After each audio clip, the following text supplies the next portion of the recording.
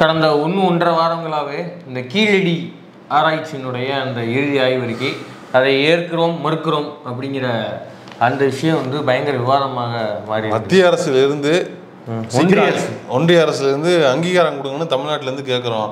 உங்களுக்கு சீக்கிரமாக நீங்கள் எங்களுக்கு வர வேண்டிய பேப்பர் இன்னும் வரல, வர வேண்டிய பேப்பர் இன்னும் வரல, அதை அனுப்புங்க, நாங்கள் அதுக்கு முடிவு அனுப்புறோம்னு சொல்கிறாங்க.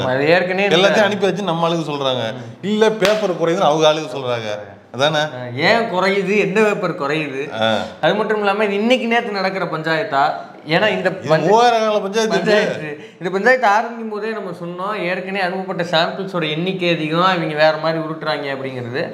அது இன்றைக்கு இது வந்து மிகப்பெரிய ஒரு பஞ்சாயத்தை உருவெடுத்திருக்கு அப்படின்னா இந்த கீழடி ஆய்வை வந்து தலைமையேற்று நடத்தின அமர்நாத் ராமகிருஷ்ணா அவரை வந்து 2வது முறையாக அவர் வந்து பணியிட மாற்றம் நடந்திருக்கிறது. இந்த வீடாக தூக்கி அடிச்சிருக்காங்க.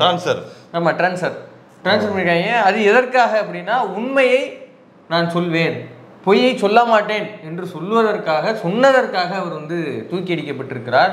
அதையொட்டி திமுகவின் மாணவர் அணி மதுரையில் வந்து இன்னைக்கு ஒரு சிறப்பான ஆர்ப்பாட்டத்தை நடத்தி முடித்திருக்கிறார்கள். அது மட்டும் இல்லாமல் இங்கே திராவிடர் கழகத்தின் சார்பில் சென்னையில் வந்து ஒரு சிறப்பான ஒரு ஆர்ப்பாட்டத்தையும் நடத்தி முடித்திருக்கிறார்கள். அந்த ஆர்ப்பாட்டத்தில் சொன்னது என்ன, எதற்காக இந்த ஆர்ப்பாட்டங்கள் அப்படிங்கிற தொகுப்பு தான் அந்த வீடியோ.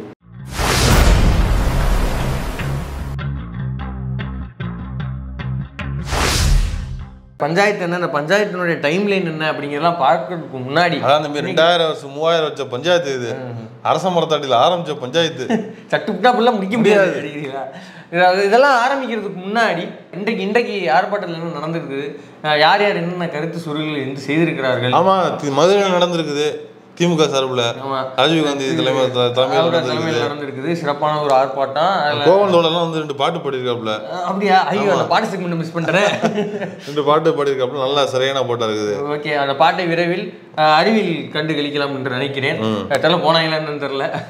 அடுத்து வந்து திருச்சி சிவா அவர்கள் வந்து ஒரு மிகப்பெரிய தீ பிழம்பான ஒரு முழக்கத்தை ஏற்படுத்தி இருக்கிறார். நீ யார் என்னோட வரலாற்றை வந்து மறுக்கிறதுக்கு? பாராளுமன்றத்தில் பேசுறதான் நினைச்சிட்டு அங்கேயே பேசுறோம்.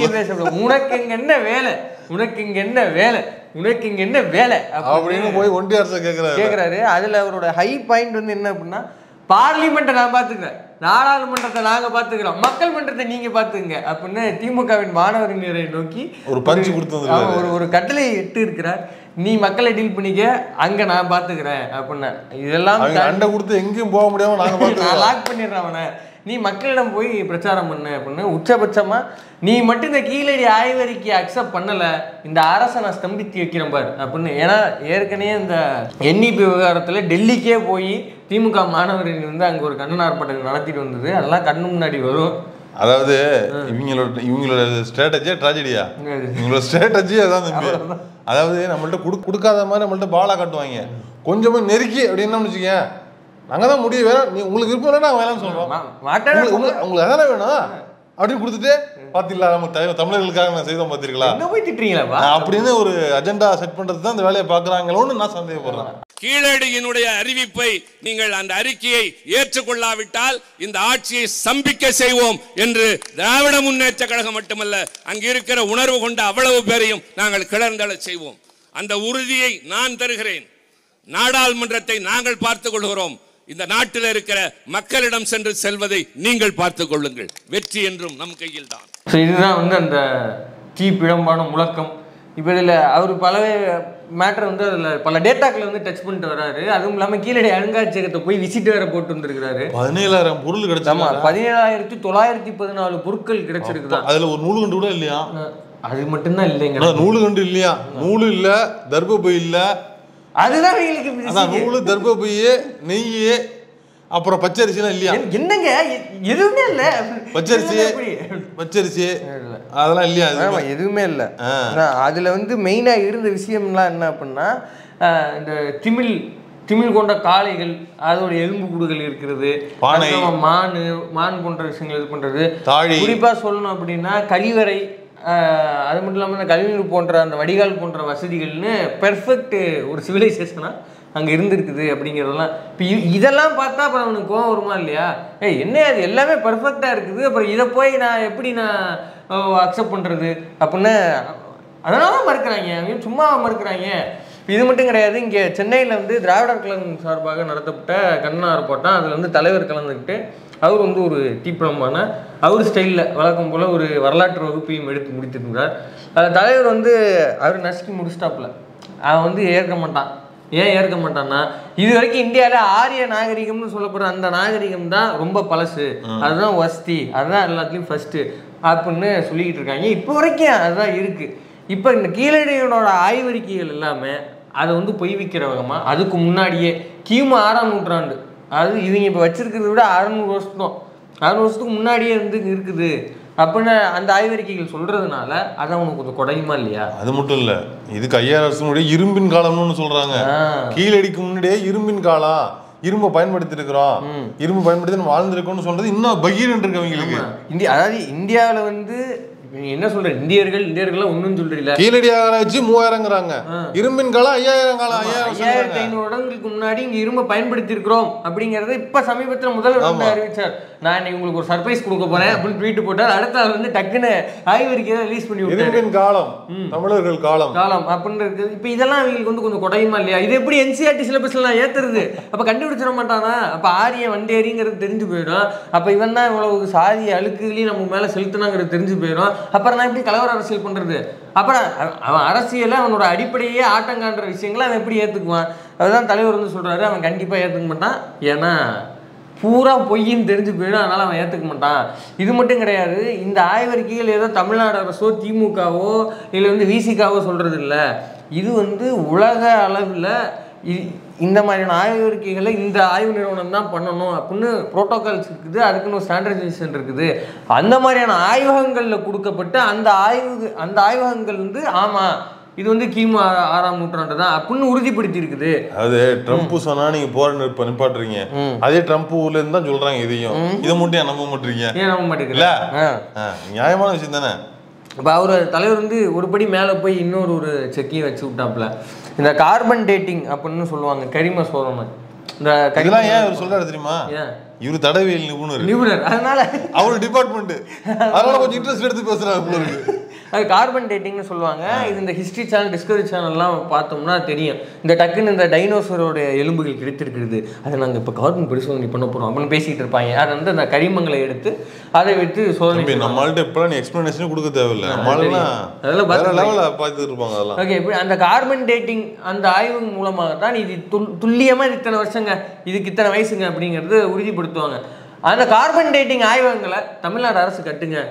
அது என்ன மிஞ்சி போனா ஒரு 40 to 45 crores தான் ப்ரோ ஆகும். நீங்க அதை கட்டுங்க, நம்ம பார்த்து ஆய்வுகளை ரிலீஸ் பண்ணிக்கிட்டே இருக்கோம்.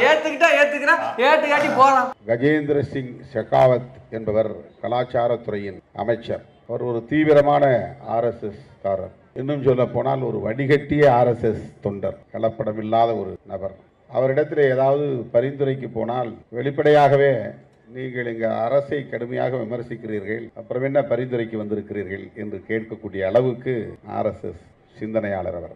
திரும்பவும் சொல்றேன், அவர் ஓன் ப்ரொஃபஷனல் கொஞ்சம் குஷியா பேசுறாப்ல. அப்படிங்களா? ஆமா, தடவை நிபுணர் அவரு. இது ஆர்கியாலஜி இல்ல, தடவியல் எல்லாம் தானே வரும். குழந்தை வச்சு அந்த சிலபஸ் வந்துருக்கும்ல. அப்படிங்கிறீங்களா? ஒரு விசாரணை பண்ணுவார்லப்பா, அதனால எல்லா விசாரணையும் வரும், வாய்ப்பு இருக்கு. இப்போ அதான் அவர் சொல்றாரு, இப்போ கார்பன் டேட்டிங் ஆய்வகங்களை தமிழ்நாடு அரசு கட்டணும். கட்டி நம்ம பாட்டு நம்மளுடைய ஆய்வறிக்கைகளை ரிலீஸ் பண்ணிக்கிட்டே இருப்போம். அதை ஏத்துக்காட்டி போறான். மறுபடியும் நம்ம எல்லாத்துக்கும் ஒரு இது கட்டின மாதிரி இதுக்கு ஒரு பில்டிங் கட்டி விடுங்க அப்படிங்கிறப்ப கீழடி அருங்காட்சியகம் கட்டின மாதிரி இதுக்கு ஒன்று கட்டிடுங்க. அப்புறம் முதல்வர் வந்து அவர் கோரிக்கை வைத்திருக்கிறார். பொறுத்திருந்து பார்ப்போம். முதல்வர் வந்து ஒருவேளை இதே மாதிரி அனௌன்ஸ் பண்ணி கட்டி ஆய்வறிக்கையை நம்மளே ரிலீஸ் பண்ணிட்டோம்னு வச்சுங்களேன், எங்க போய் முட்டிக்க போறாங்களோ, எங்கேயாவது போய் அழுவாங்க. அமெரிக்கா ஆப்பிரிக்கால போய் அழுதுகிட்டு இருப்பாங்க, இந்த மாதிரி எங்களை பண்றாங்க தலைவா அப்படின்னு. ரொம்ப சோகமா இருக்குது. அதெல்லாம் தாண்டி அமெரிக்காக்காரனே பயப்படுறான் சார். அவளை பார்த்தா தமிழ்நாடு பயப்பட மாட்டாங்க சார். அதான் இஷ்டத்தையும் வேலை பார்க்கறான் சார். ஒரு கோட்டுக்குள்ளே வர மாட்டான் சார். சொன்ன இப்படி இருக்கணும் சார், எதுக்கு எடுத்தாலும் எழுத்துக்கிட்டே பேசிட்டு இருக்கிறான் சார். அடங்கா படுத்துறமா இருக்கான் சார். இப்போ தலைவர் வந்து இன்னொரு மேட்டர் போட்டு விட்றாப்புல. இது எப்போ இது தீவிரத்தன்மை அடையுது அப்படின்னா, ஒன்றிய இது கலாச்சாரத்துறை அமைச்சர் வந்து இங்கே வந்துட்டு ஒரு ப்ரெஸ் மீட்னு ஒன்று அட்டன் பண்ணிட்டு போனாப்புல. அதுக்கப்புறம் தான் நம்மளால மிதிக்கவே ஆரம்பித்தாங்க. அவரை பற்றி வந்து தலைவர் வந்து பதிவு பண்ணிடுறாரு. அதாவது வடிகட்டின RSSக்கான ஒரு பெர்ஃபெக்ட் RSS, துளி கூட கலப்படமே இல்லாத ஒரு தூய RSS காரர்.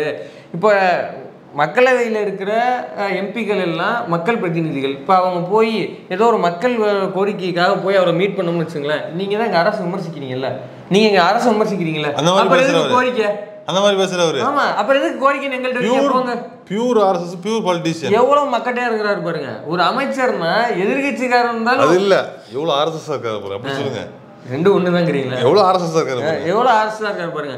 இப்ப இப்படியான ஆளை வந்து ஒரு கலாச்சாரத்துறை அமைச்சரா போட்டா ஆரிய நாகரிகத்தை விட முந்தைய மூத்த நாகரிகம்னு வர்றது எப்படி அவர் ஏற்றுக்குவாரு? கண்டிப்பா மறுக்க. அதாவது இந்த அமைச்சர் வந்து வெளிப்படையா சொல்லிடுறாப்புல, மத்த எந்த அமைச்சரும் சொல்றது இல்ல. இதே நிர்மலா சீதாராமன் வேற மாதிரி சொல்றாங்க, வேற மாதிரி சொல்லுவாங்க. நான் வந்து வெள்ளை பூண்டு வெங்காயம் சாப்பிடுறது இல்லையே, எனக்கு ஒன்றும் பெட்ரோல் போட வேண்டிய அவசியம் இல்லையே, நானும் அவங்கள பொட்டி தூக்கி நடந்து போக சொன்னேன்.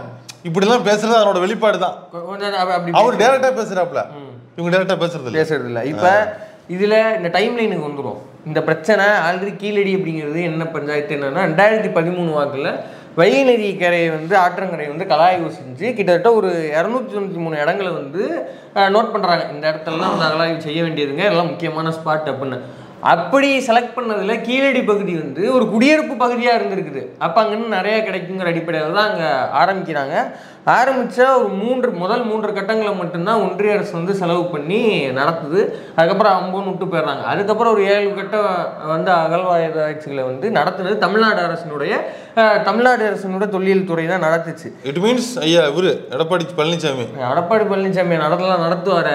அப்புறம் அது தமிழ்நாடு தொல்லியல் துறை நடத்துனது. எடப்பாடி பழனிசாமி என்ன நடத்தினார், அவருடைய அமைச்சரவை என்ன நடத்தினார், என்ன நடத்தினாரு தான் உங்களுக்கு தெரியும். அவர் நடத்தினார், கூவத்தூர்ல டான்ஸ் நடத்தினார், கூவத்தூர்ல பார்ட்டி நடத்தினார். அவர் என்ன நடத்தினாருங்கிறத நான் பின்னாடி சொல்றேன். ஸோ 2017 அவங்க வந்து அது வரைக்குமே வந்து அடுத்தடுத்த கட்ட ஆய்வறிக்கைகளை ரிலீஸ் பண்ணிட்டே வராங்க. இங்கே இவ்வளோ கிடச்சிருக்கு அவ்வளோ கிடச்சிருக்கு அப்படின்னு. 2017 வாக்கில் மொத்த டீமையும் கீழடியில் ஆய்வு செய்த மொத்த டீமும் கிட்டத்தட்ட 26-27 ஆஃபீஸர்ஸ் நினைக்கிறேன். அமர்நாத் ராமகிருஷ்ணன் உட்பட 26 அதிகாரிகளையும் கூண்டோட இடமாற்றம் பண்றாங்க. இடமாற்றம் பண்ணிட்டு அங்க வேற ஒரு அதிகாரியை நியமிக்கிறாங்க. அந்த அதிகாரியினுடைய பேர் ஸ்ரீரமணன். அவர் என்ன பண்றாரு, யாரு நம்ம ரமணன், நம்ம ரமணன் இல்ல, இது வேற ரமணா, இது நம்ம ரமணா இல்ல. அந்த ரமணன் வந்து என்ன சொல்றாரு அப்படின்னா, அவ்வளவுதாங்க, இதுக்கு மேல இங்க ஆய்வு செய்யறதுக்கு ஒண்ணுமே இல்லை. பஞ்சாயத்து முடிச்சு வேலை பெருசு, இந்த பஞ்சாயத்தை நான் கலைக்கப்பட்ட பாடம் எனக்கு தான் தெரியும், இது இப்படியே முடிச்சுக்கலாம். அதுக்கப்புறம் அது வந்து பல்வேறு ஜனநாயக அமைப்புகள் வந்து இப்போ கேள்வி எழுப்பினதுக்கு அப்புறம் அது வந்து மக்கள் போராட்டமாக மாறுது. கீழடி சுற்றி இருக்கிற மக்களே அதுக்கு வந்து எதிர்ப்பு தெரிவிக்கிறாங்க. இன்னும் நீ பாட்டுக்கு வந்த யாரையோ மாற்றி விட்டாங்க, நீ பாட்டுக்கு வந்து ஒன்றும் இல்லைன்னு சொல்லிக்கிட்டு இருக்க அப்படின்னு. அதுக்கப்புறம் வந்து நிர்மலா சீதாராமன் அங்கே விசிட்டுக்கு வராங்க, எங்க கீழடி பகுதிக்கு. அப்போ கீழடி சுற்றி உள்ள மக்களே உங்களை உள்ள விட முடியாது போங்க அப்படின்னு அவங்கள வந்து அங்கேயே போராட்டம் பண்ணி அவங்க வந்து உள்ள விடலை. அந்த காண்டில் தான் நிர்மலா சீதாராமன் அவர்கள் ஒரு முக்கியமான முத்து உதிர்த்து இருக்கிறார் அந்த டைமில். அது என்ன அப்படின்னா, அமர்நாத் ராமகிருஷ்ணன் ஏங்க நீங்கள் வந்து இடமாற்றம் பண்ணுறீங்க, ஏன் மொத்த டீமே ஒருத்தர் இல்லை மொத்த டீமே ஏன் இடமாற்றம் பண்ணுறீங்க அப்படின்னு கேட்டப்ப, ஏன் அந்த ஆள் நோன்னா தான் வந்து நடக்குமா, வேற ஆள் நோன்னா வேற ஆள், இப்படியே ஒரு பார்ப்பனிய அகங்காரத்தோடு பேசியிருக்கிறார் நிர்மலா சீதாராமன் அவர்கள். இப்போ இதை எடப்பாடி அவர்களுக்கு கீழடி ஆய்வு மேல அவ்வளவு அக்கறைன்னா நிர்மலா சீதாராமன் அவர்கள் விமர்சிக்கணுமா இல்லையா? விமர்சித்தாரா? அதெல்லாம் செய்ய மாட்டார். அது அனாவசியம். ஆட்சியை காப்பாத்துக்கு எனக்கே நேரம், அதெல்லாம் தெரியுமாங்க, அதெல்லாம் ஆய்வாளர்கள்ட்ட தான் கேட்கணும் தம்பி. அதெல்லாம் ஆய்வாளர்கள் பிரச்சனை, அவங்களுக்குள்ள பேசிக்குவாங்க, நம்ம கிட்ட கொண்டு வராது தம்பி, அவ்வளவுதான். நாகராஜ் சொல்றேன் அப்படி அதான் நம்ம எடப்பாடி. இப்போ ஒருவேளை அந்த டைம்ல இருந்து அவர் இல்லைங்க எடப்பாடி பழனிசாமி இல்லை சிஎம் அப்படின்னா, அதிமுககாரங்க யாராவது வந்து மறுப்பு சொல்லியிருக்கணுமா இல்லையா, ஏங்க அப்படி பேசுறீங்க அப்படின்னா? அப்பெல்லாம் வாயே திறக்கல. 2018 பின்னாடி நீதிமன்றம் தலையிட்டதுக்கு பிறகு தமிழ்நாடு தொல்லியல் துறை அப்புறம் தான் வந்து அந்த ஆய்வை வந்து மேற்கொள்றாங்க. இனிமே நாங்களே டீல் பண்ணி. இவரு சொல்லியிருக்காப்லே, பாண்டியராஜன், அவர் என்ன சொன்னாருங்கிறத இப்ப நான் வரேன். இந்த ஆய்வுகள் 2018 அப்புறம் தமிழ்நாடு தொல்லியல் துறை பாக்குது. அதுக்கப்புறம் தான் ஒரு 10,000 சாம்பிளுக்கு மேல அந்த காலகட்டத்தில் எடுக்கிறாங்க. அப்ப மாஃபா பாண்டியராஜன் வந்து மைக்க போட்டு சில விஷயங்களை கேட்கறாங்க. ஏன் அப்படின்னா, அந்த நேரத்தில் கீழடி ஆய்வுகள் குறித்து அந்த விஷயத்துக்கு செலவு பண்றதுக்கு எந்த ஃபண்டுமே ஒன்றிய பாஜக அரசு வந்து கொடுக்கல. ஏங்க அப்படி ஃபண்டு இது பண்ணலன்னு எதிர்கட்சி உட்பட எல்லாரும் பிரச்சனை பண்றப்ப மைக்க போட்டு தலைவர்கிட்ட கேட்டா, ஏங்க கீழடியுடைய ஆய்வை வச்சுதான் நம்ம தமிழருடைய தொன்மையும் பெருமையும் நம்ம சொல்லணுமா, அதெல்லாம் சொல்லணுமா அப்படின்னு ஒருபடி மேலே போய், நீங்கள் முதல்ல அந்த தமிழ்நாடு இது தமிழர் நாகர் அப்படி சொல்றது விட்டுருங்க. நீ சொல்லாத, அவர் சொன்னதும் கரெக்டா. அவர் பாடி லாங்குவேஜ் இருக்குல்ல, அது பயங்கரமா இருக்கும். அது போடு சென்ட்ரல் கவர்மெண்ட் போய் கேட்குறீங்க, இந்திய அரசாங்கத்தை போய் இந்த இடத்துல வந்து ஃபண்ட் இன்வெஸ்ட் பண்ணுப்பா அப்படின்னு சொல்லி கேட்குறப்ப நீங்கள் என்ன சொல்லணும்னா, இது வந்து பாரத நாகரிகம், பாரத நாகரிகத்துடைய ஒரு முக்கியமான அங்கமாக இன்னைக்கு தமிழகம் இருக்குது. அந்த தமிழகத்தில் இருந்து வரக்கூடிய இந்த இடத்துல கீழடியில் கண்டுபிடிக்கக்கூடிய விஷயங்கள் வந்து ஒரு வகையில் பார்த்தீங்கன்னா பாரத நாகரிகத்தையே வலுப்படுத்துகிற அளவுக்கு தான் இருக்குன்னு சொல்லி நீங்கள் போய் 150 கோடி கேளுங்க, 200 கோடி கேளுங்க. கழுத்து நிறைய பட்டனை போட்டுக்கிட்டு சொன்னதா குழந்தை முகத்தில் கொலை மாதம் நல்லா பெர்ஃபெக்ட்டா இருக்கு பாருங்க. வால்டர் வெற்றிவேல் படத்துல சத்யராஜ் தம்பி ஒருத்தன் வருவான், பூங்காற்று இங்கே வந்து வாழ்த்தும். அதுல என்ன பண்ணுவானா, ஒண்ணுமே தெரியாது எனக்கு, ஊமையே தான் சொல்லுவான். பார்த்தா வந்தா கொல்ல குட்டை பாசா இருப்பான். அந்த மாதிரி இல்ல, நீங்க யோசிச்சு பாருங்க. இந்த இவ்வளோ வந்து இவ்வளவு தலைவனா தலைவா, நீ ஓப்பனா சொல்லிடுங்க. நீங்க வாயை திறக்கும் போதே எங்களுக்கு நாரிடுது. இல்ல இப்ப இதே விஷயத்தை தான் போன வாரம் வந்து பிரஸ் மீட்ல கஜேந்திர சிங் ஷெகாவத் ஒன்றிய கலாச்சாரத்துறை அமைச்சர் வந்து சொன்னாரு. யாரு தலைவர் சொன்னார் இல்லையா, அவர் வந்து அடிக்கட்டின RSS காரன்னு இதே விஷயம் தான் சொன்னாரு. அதாவது ஆய்வறிக்கைகள் முடிவில் சயின்டிஃபிக் எவிடன்ஸோட இருந்தால் கீழடியை நாங்கள் வந்து ஒத்துக்குவோம். ஆனால் நீங்கள் வந்து ஒரு பிரித்தாலும் பிரிவினைவாதத்தை தூண்டுகிற விதமாக முதல்வர் பேசுகிறாரு, அதனால் கீழடி ஒத்துக்க முடியாது. இப்போ மாஃபா பண்டிராஜ் என்ன சொல்கிறாரு, இது பாரத நாகரிகம்னு சொல்லி கேட்டு பாருங்க, அமௌண்ட் கொடுத்துருவாங்க. நீங்கள் தமிழர் நாகரிகம்னு சொல்கிறப்ப அவங்க கொடுக்க மாட்டாங்க, திராவிட நாகரிகம்னு சொன்னால் கொடுக்க மாட்டாங்க. ரெண்டும் ஒன்று போல இருக்கா? அப்போ ஒரு அதிமுக காரரா பாஜக காரரா? பிரச்சனை உனக்கு எப்படி பேசுவாப்ல தம்பி? இவ்வளவுதான் எடப்பாடி அவர்களுடைய ஆட்சியின் லட்சணம். ஒரு அரசுக்காரன் கொண்டு போய் இந்த சப்ஜெக்ட்டுக்கு பேசக்கூடாது. இந்த சப்ஜெக்ட் யாரை போட்டுக்கணும்? எங்க ஐயா செல்லூர் ராஜா போட்டுருக்கணும். போட்டு என்ன சொல்லிருப்பாரு, அட விடுங்க, அட விடு, அட இது என்ன பணத்தை கொடுங்க, நீங்க சும்மா இருங்க, எல்லாம் நம்ம நாகரிகம் தான். இது கீழடி என்ன நம்ம இல்ல நம்மளுதான் கொடுங்க. நீங்க அவரு பேசுவாருங்க, டேக்கிள் பண்ணி வாங்கிட்டு போறாரு. அமைச்சர் அவர்களே, மதுரைக்கு என்டர்டைன்மெண்ட் இல்லை, நீங்கள் வந்து ஒரு பூங்கா கட்டித்தர மாதிரி தலைமுறை கட்டி கொடுங்க, உங்களுக்கு தெரியாதா அப்படி டேக்கிள் பண்ணி வாங்கிட்டு வந்துருவாப்ல. அவரையாவது போட்டுக்கலாம். இந்த மண்ணு செல்லூர் கொஞ்சம் அப்படி இப்படினாலும் கொஞ்சம் அப்படியான ஆளு, டேக்கிள் பண்ணக்கூடிய ஆள். இவரை போய் போட்டிட்டு அப்பட்டமா அப்படி நின்ட்டாப்ல அப்படின்னு. இவ்வளவுதான் அதிமுக கீழடியை வந்து டீல் பண்ற லட்சணம். ஆனா திமுக ஆட்சிக்கு வந்ததுக்கு பின்னாடி தான் 2023 982 பக்கத்தில் அறிக்கை வந்து சமர்ப்பிச்சிருக்கிறாங்க. அதில் தொழிற்சாலைகள் இருந்திருக்குது, இந்த மாதிரியான வடிகால் போன்ற கட்டுமானங்கள் இருந்திருக்குது, திமிழ் உள்ள காளைகள் அங்கே பயன்படுத்தியிருக்கிறாங்க. வெங்காயம் கிடையாது, வெங்காயம் இல்லைங்க, வெள்ளை பூண்டு இல்லை, பூண்டு இல்லை, நூல் இல்லை, தர்பூசணி இல்லை, பச்சரிசி இல்லை, இல்ல ரிஜெக்டட், நெய் இல்லை, இதெல்லாம் இல்லை, அருகம்புல் இதெல்லாம் இல்லை. அப்ப கீழடி விவகாரத்துல அதிமுகவும் பாஜகவும் என்ன நிலைப்பாட்டில் இருந்திருக்குது அப்படிங்கிறதுக்கு இது வந்து ஒரு சான்று.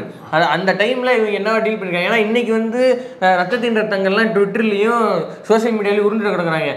2017 அப்போ வந்து எங்க ஐயா எடப்பாடி தானே எடுத்துக்கிட்டாரு, அப்ப நீங்க அவருக்கு தானே கிரெடிட் கொடுக்கணும், கிரெடிட் இந்த லட்சணத்துலாம் கொடுக்கணும். மாஃபா பாண்டியராஜன் இப்படி பேசினாரு, குறைஞ்சபட்சம் எடப்பாடி திட்டினாரா கூப்பிட்டு, அப்ப வந்து யாருக்கு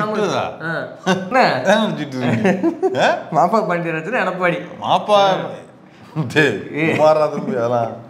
இப்போ பாஜகவினுடைய வன்மம் வக்கரம் எந்த அளவுக்கு நீண்டு போகுது அப்படின்னா, 2வது முறையாக அமர்நாத் ராமகிருஷ்ணா அவர்களை வந்து பணியிட மாற்றம் செய்யறது. இது வந்து நொய்டாக்க எங்கேயோ தூக்கி அடிச்சிருக்கிறாங்க.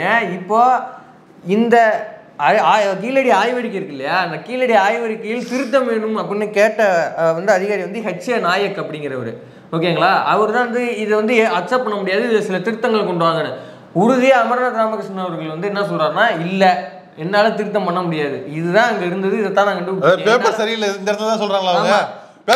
பேப்பர் சரியில்லைம்மா, இந்தியன் படத்தில் சோப்பில்ல கவுண்ட் பண்ணி செந்தில என்ன இது பேப்பர் சரியில்லை, பேப்பரை கரெக்டாக வச்சு கொண்டு வா, என்னால் பொய் சொல்ல முடியாது அப்படின்னு அமர்நாத் ராமகிருஷ்ணன் சொல்றாரு. எந்த அதிகாரி கீழடி ஆய்வை வந்து ஏற்க முடியாதுன்னு சொன்னாரோ அதே அதிகாரியை அமர்நாத் ராமகிருஷ்ணா அவர்கள் வகித்த அந்த பதவிக்கு மாற்றியும் இருக்கிறார்கள். அதாவது அவர் இடமாற்றமும் செய்திருக்கிறாங்க, அவரோட பதவியையும் வேற ஒரு பொறுப்புக்கு மாற்றி ரீப்ளேஸ் பண்ணியிருக்கிறாங்க. அந்த பதவிக்கு ஆய்வறிக்கையை ஏற்க முடியாதுன்னு சொன்னால் அந்த HA நாயக்குங்கிற அதிகாரியை போட்டிருக்கிறாங்க. அப்போ திரும்பி இந்த ஆய்வறிக்கை போனால் அவர் இஷ்டத்துக்கு அந்த அதிகாரி இந்த ஆய்வறிக்கையை திருத்த செய்வாரா மாட்டாரா?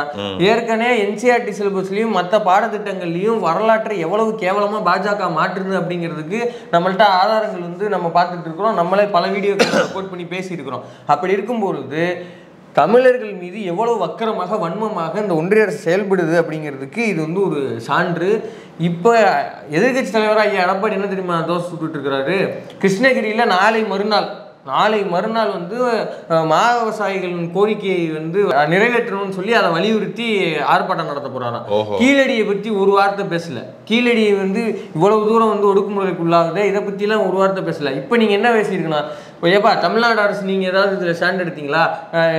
நீங்கள் போய் வலியுறுத்தினீங்களா? நீங்கள் ஏன் பிரதமரை பார்க்கல, நீங்கள் அவங்கள பார்க்கல, இவங்களை பார்க்கல அப்படின்னு நீங்கள் வந்து ஆர்ப்பாட்டம் நடத்தணும். ஆனால் அதை விட்டுவிட்டு இல்ல மா விவசாயிகளின் கோரிக்கைக்காக போராடக்கூடாதுன்னு நாங்க சொல்லல.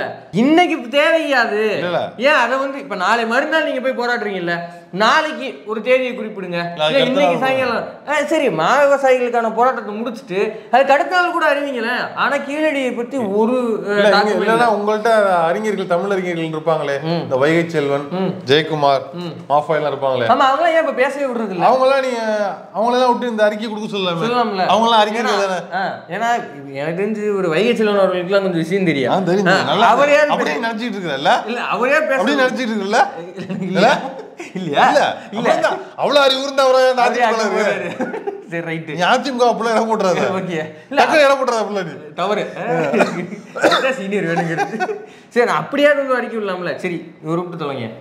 இப்போ இந்த சீமாண்டி இருக்கான்ல, இப்போ பணம் ஏறுறேன் அதை ஏறுறேன், தமிழ்நாட்டோடைய பணம் ஏறுற பரதேசி எங்க போச்சு? இப்ப தமிழ்நாட்டுடைய பண்பாடை மீட்டெடுக்கிறாங்கல்ல, தமிழர்களுடைய பண்பாடை மீட்டெடுக்கிறனா கீழடி ஆய்வறிக்கை. தமிழர்களுடைய பண்பாடை மீட்டெடுப்பதற்கும் நாம் தமிழருடைய அந்த நம்பிக்கையை மக்களிடம் பெறுவதற்கும் இதுதான் சரியான நேரம். இப்ப அதை பத்தி அற்றப்பட தான் வந்திருக்கா. ஏன்னா அடுத்த வாய்தாவுக்கு ஆள் வர மாட்டான். கோமாளி டைரக்டர் இவருக்கு வந்து பிறந்த நாள் வாழ்த்து மட்டும் ஒரு பக்கத்துக்கு வர தெரியுது இல்ல, எவ்வளவு தெரியுது இல்ல. இப்ப இதுக்கு ஏதாவது கண்டனம் போட்டிருக்கணுமா இல்லையா?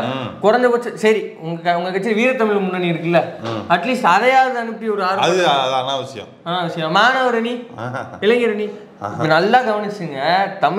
தமிழர் பண்பாட்டுக்கு ஒரு பிரச்சனைனா இன்னைக்கு காலத்துல இன்னும் போராட்டத்தையும் ஆர்ப்பாட்டத்தையும் அறிவிச்சிருக்கிறது திமுக மாணவர் அணி திக. அதுக்கு அந்த போராட்டத்துக்கு ஆதரவு தெரிவிச்சு அவங்க வந்து பேசுறது, இதை வந்து முன்னெடுக்கிறது, வலியுறுத்துறது யாருன்னா விசிகா உள்ளிட்ட கூட்டணி கட்சிகள். இங்க எங்கேயாவது இவங்க எல்லாருமே திராவிடத்தை ஏற்றுக்கொண்டவர்கள், இவர்கள் எல்லாமே திராவிடம் தான் சரின்னு சொல்றவங்க. ஆனா திராவிடம் தான் தமிழருக்கு எதிரி, தமிழரை வந்து அழிக்க பார்க்குதுன்னு சொல்ற சீமான் இப்ப எங்க இருக்கு? இது ஜோம்பிகள் கொஞ்சம் நியாயமா உள்ள தம்பிகள் கவனிச்சுக்கணும். தமிழர்களுக்காக போராடுறேன்னு சொல்றவன் தமிழர் நாகரிகம்னு ஒண்ணு பேச வரும்போது அதுக்காக போராட மாட்டேங்கிறான், அதுக்காக குரல் கொடுக்க மாட்டேங்கிறான், அதுக்காக ஒரு அறிக்கை விட மாட்டேங்கிறான். அப்ப அவன் யாரு நீங்களே தெரிஞ்சுங்க. மற்ற ஸ்டேட்ல தேர்தல் பிரச்சாரத்தில் ஆரம்பிச்சு பண்பாட்டு ரீதி வரைக்கும் அனைத்திலும் தமிழர்களை ஒடுக்குற இந்த பாஜக அரசுடன் தான் கைகோட்டிருக்கிறது அதிமுக. அப்போ அதிமுக நிலைப்பாடு என்ன, அதிமுக எப்பேற்பட்டவங்கிறத மக்கள் நீங்க தெரிஞ்சுக்கணும்.